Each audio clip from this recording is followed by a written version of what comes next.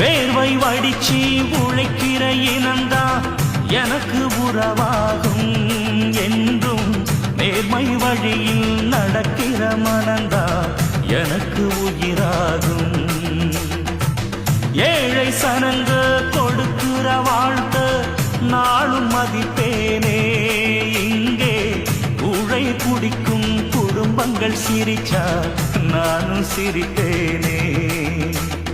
நல்லவை எப்பவும் பிழைக்கணும், நன்மைகள் எப்பவும் தழைக்கணும், நினைச்சதெல்லாம் கைகளிலே கிடைக்கணும். தொட்டது எப்பவும் துலங்கணும், தர்ம சத்தியம் விளங்கணும், விதைச்சதெல்லாம் பூமரமா முளைக்கணும்.